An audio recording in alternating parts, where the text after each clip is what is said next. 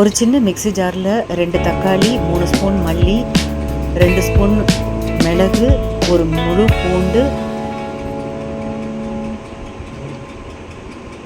கூடவே 2 காஞ்ச மிளகா, கொஞ்சமாக வெந்தயம், 2 ஸ்பூன் சீரகம்,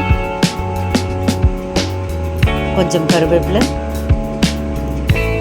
பெருங்காயம்,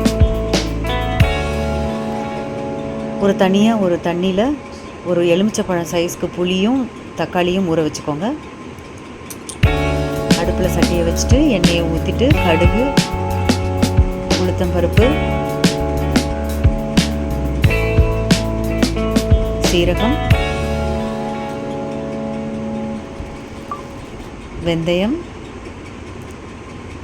2 காஞ்ச மிளகாய், கருவேப்பிலை கொஞ்சம், இடித்த பூண்டு கொஞ்சம், அப்புறம் அரைச்ச அந்த பேஸ்ட் எல்லாத்தையும் சேர்த்து, கூடவே கொஞ்சம் தக்காளியும் சேர்த்து கொஞ்சம் வதக்கிக்கோங்க. 1 நிமிஷத்துக்கு. கொஞ்சம் வதங்கினதுக்கப்புறமா ஒரு 1/2 ஸ்பூன் காஞ்ச மிளகாய் தூள், கொஞ்சம் மஞ்சள் தூள், கொஞ்சம் தண்ணி, கரைச்ச புளி, தேவையான அளவுக்கு தண்ணியை ஊற்றிக்கோங்க. மிளகுத்தூள் போட்டுக்கோங்க. கூடவே உப்பும் சரி பார்த்து போட்டுக்கோங்க.